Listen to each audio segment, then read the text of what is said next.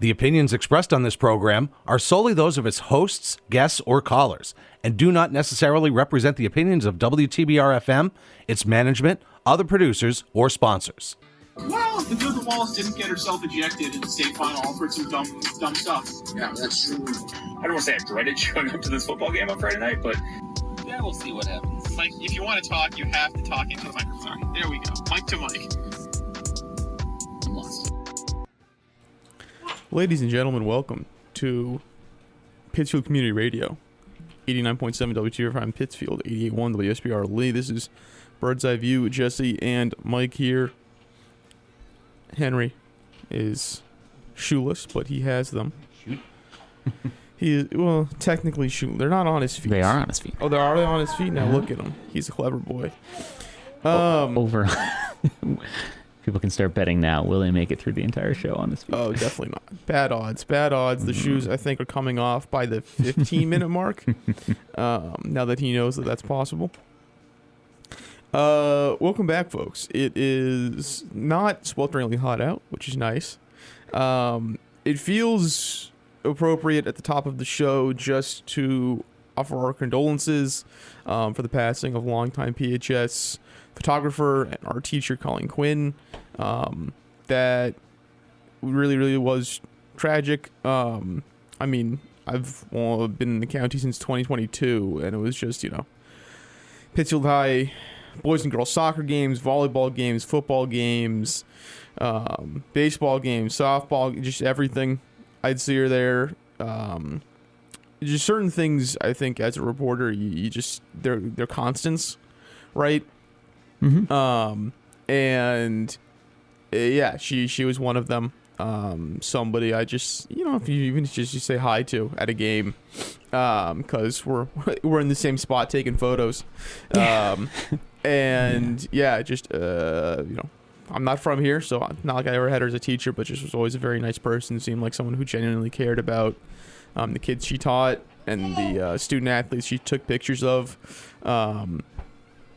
And yeah, just a really rough loss, because every time, kids would walk by, she'd know them by name. I imagine that was a tough day yesterday for PHS in general, for the baseball team. Greg Sukenick, our reporter, got a nice photo of all the students and just people in general lined up, I think, on the third base line before the game, who were impacted by her. PHS went out, and very clearly Frontier had no chance. And Simon Melly, 13 Ks.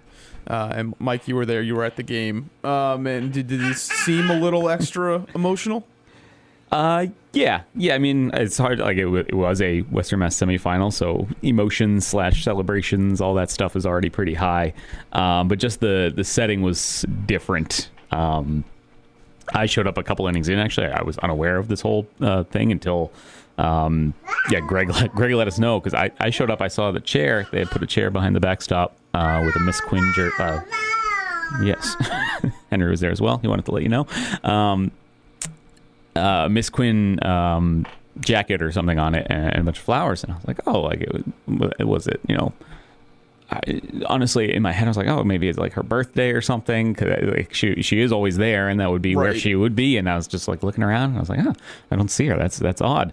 And then I'm like, what is on the backs of their jerseys? And it's a white duct tape with Quinn written on it, and all this stuff. And then it kind of crystallized at a certain point that what had happened. And talking to some parents and whatnot after, it was like, I was totally unaware, and it happened crazy fast. And I talked to Simon Melly after the game, and he was said, like, we found out today early in the school day. Coach Pierce let them know.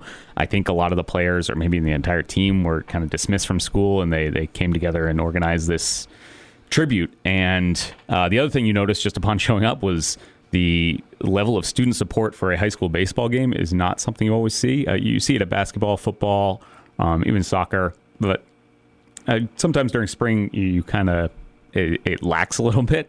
But there were over 100 students in various groupings all along the grass along West Housatonic Street. And yeah, they were all kind of there for her. She was, I mean, I've been here for 10 years, and I've just been a fixture. I won't say I knew her super well. We did live in the same neighborhood-ish. And she was a big part of the running community too. She was a big runner, and she would often tell me like, "Oh, I saw you out jogging," or "I saw you pushing the stroller."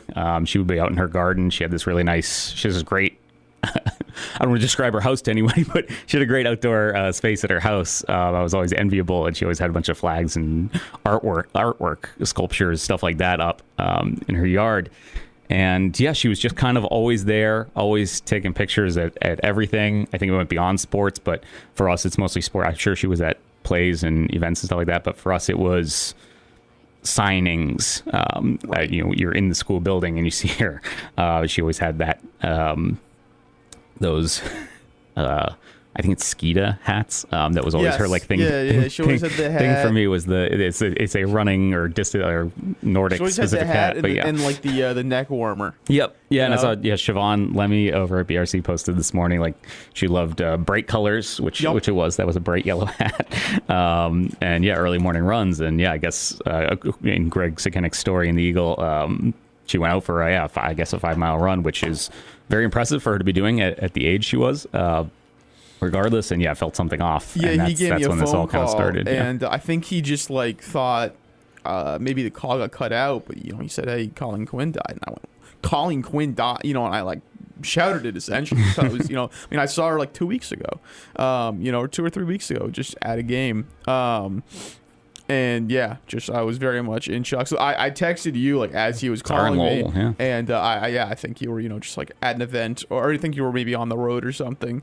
I was trying to give you a heads up so that you wouldn't just show up there and. I think actually that may have been how I found it, because Greg did call me and I missed the call because I was getting both of these kids into the car to get to to Clap Park, and then you messaged me and I was like that may have been when I officially knew that's what I was looking at. I was hoping that you wouldn't just show up there and then have it thrust upon you. But so a big loss, but it's certainly an impressive response from PHS, and we will see. I think it was Simon Melly who said that the rest of the season is dedicated to her, and so we'll see what the Generals can do. They are the number 1 seed in Class B.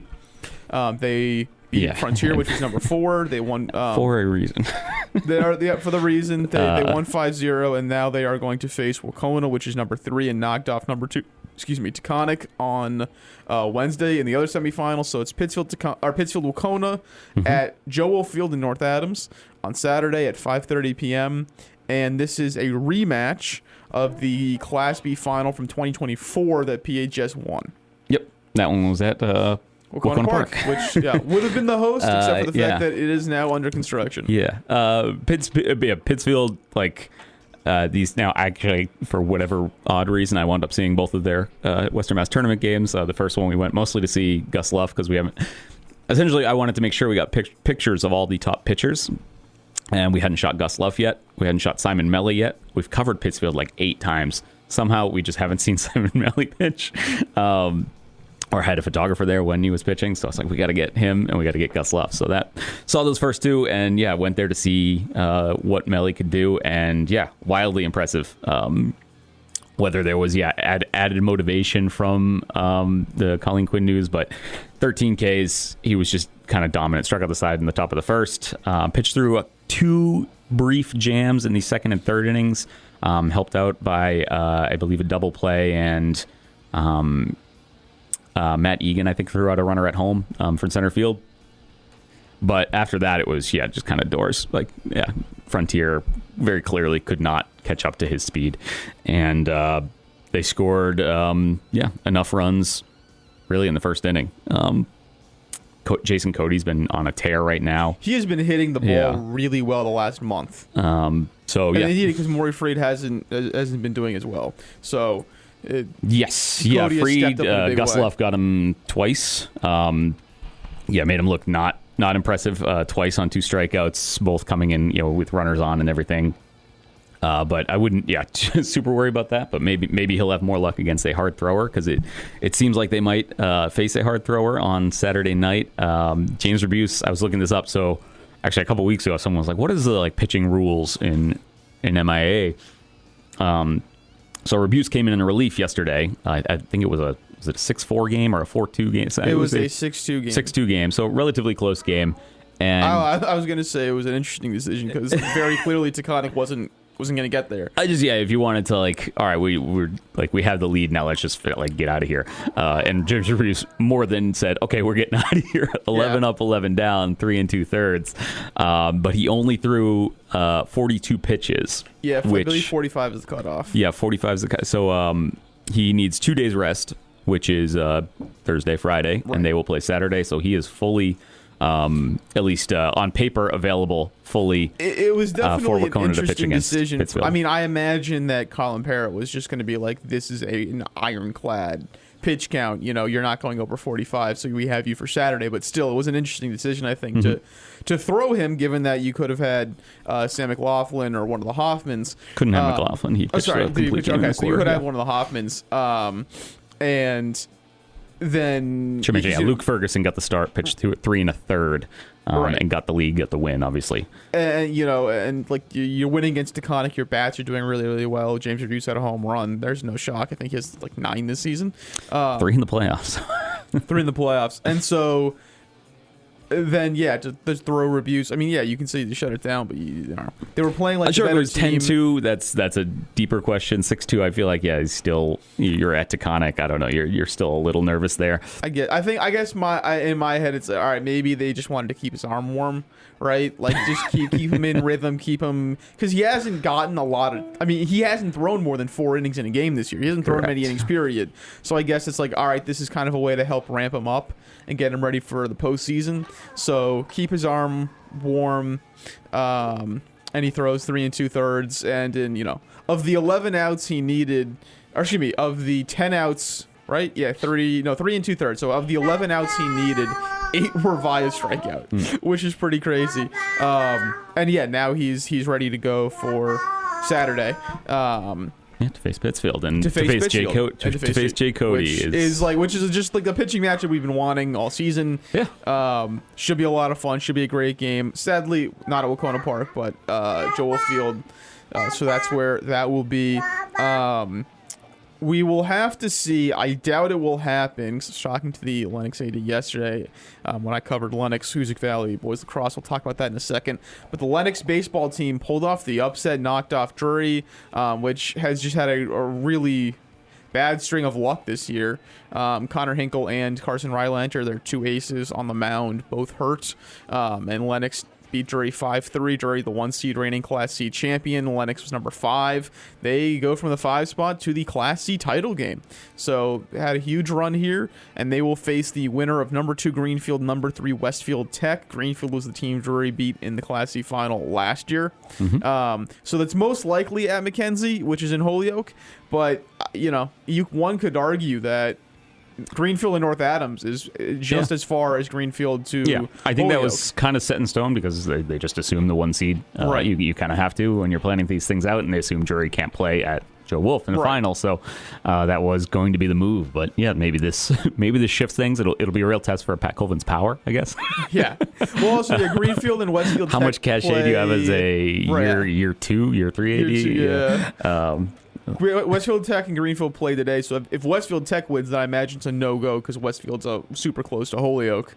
But if Greenfield, if Chalk holds there and Greenfield wins, then I imagine maybe he can. Yeah, if Westfield Tech, that would be Bullens would be out because that's their home. Westfield Tech's home, so. But so we'll see. But just a great run from Lennox. Robbie Bazinet threw a gem, threw 115 pitches on the dot. Very impressive that they could only use him, and now they have Mason Daly, Seamus Cooney, and David Kirchner available for the final, and they'll need him. They'll certainly need Mason Daly on his best. But the team has done a pretty good job of getting hits when it needed to, and so Robbie Bazinet just clearly one of the upper echelon baseball players in Western Mass. He also clearly enjoys Joe Wolf. I saw him at Joe Wolf last week, and he also hit a triple. and scored. I believe they're in their had 2 hits in their win over McCann Tech. And back up there yesterday, had a double and a triple and pitched a complete game. So quite a day of work for him. He'll be back behind the plate on Saturday. We're just assuming it's Saturday. It would have to be. It would probably be Saturday. Because the big Greenfield Westwood Tech played today, right? So they're not playing it back to back. So, they'll have Mason Daly would be their ace, fully ready and to go against whoever. Yeah. On that note, for Lennox, yesterday saw Lennox Hoosick Valley boys lacrosse in the Western Mass Class C semifinals. Hoosick, 2-time reigning champ. Lennox was the 2-time before them. Hoosick got Lennox twice in the regular season, and they got him again in the postseason. This three-game sweep. Hoosick over the Millionaires.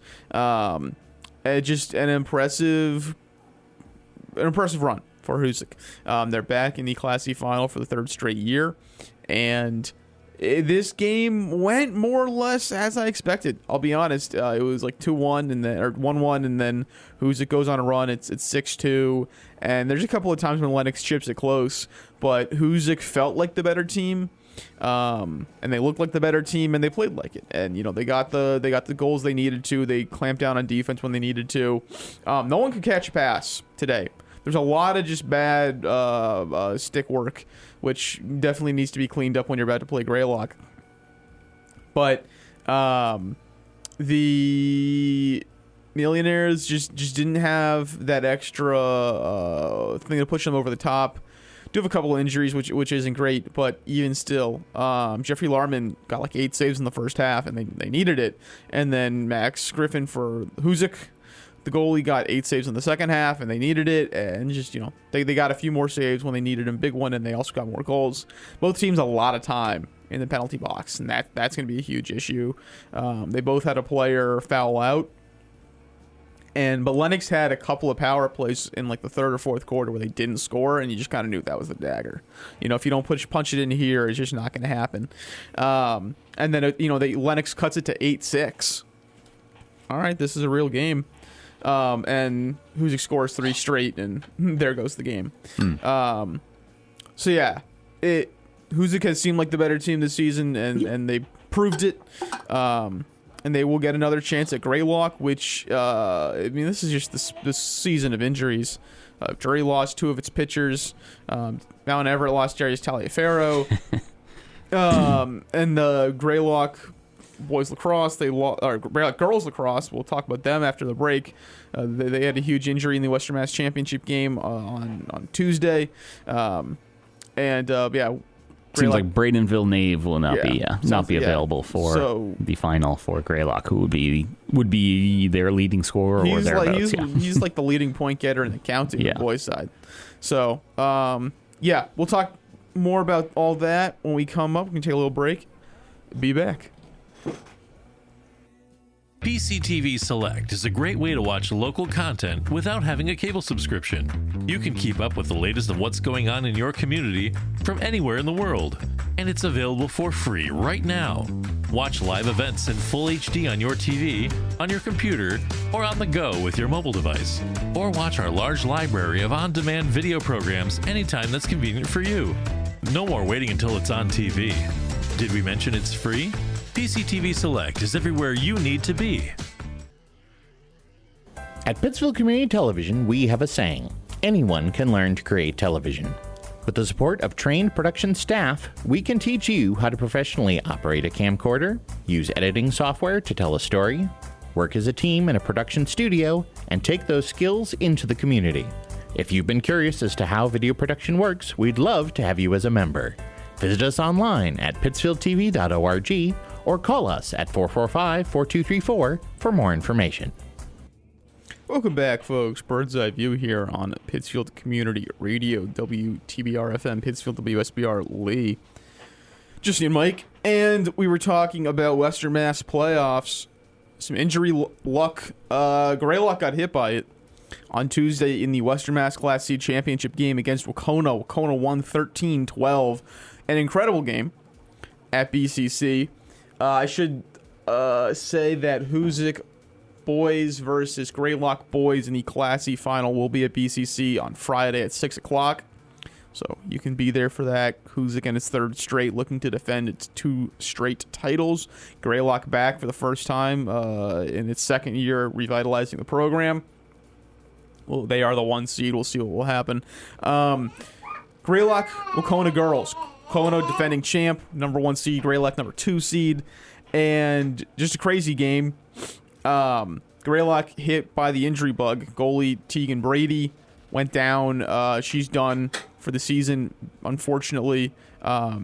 She had, I think it was an ACL injury in the offseason last year, and she came back and then re-injured it. And it seemed like kind of a death knell because Greylock had been leading and Wacona had been on a run, and the goalie gets hurt. And credit Addie Foles, freshman for Greylock who had never been goalie before the season. And she stood on her head. Was incredible at 8 saves in basically 2.5 quarters. Stopped multiple free position opportunities. And just with no sarcasm, kept Greylock in the game. And the Mounties just could not. Their transition game was an issue. They could not clear the ball, and that really just hurt them in the second half. Way too many turnovers on that front, no adjustments. And then in the fourth quarter, they're down 13-12, and they had multiple free position shots, and they just missed. It wasn't saves, they just missed. And it was very uncharacteristic. And Wacona was able to chew out the clock and win the game.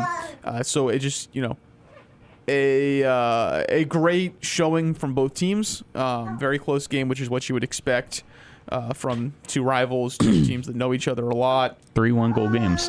Yeah, 3-1. Yeah, 9-8, 11-10, and 13-12. So yeah, just incredible game. And Wacona back-to-back Class C champs. This is Greylock's first loss ever in a Class C championship game. They won twice. They've been twice. Yep, they were in the B. Lost the B finals last year, so right. they've been in the final every year except for one. Except for one, their first year in B. There were a couple things I noted during the game. I was on the field shooting, and the first one was actually, I think it was going to be a Greylock point had they wound up winning, and it was right after the injury happened to Brady.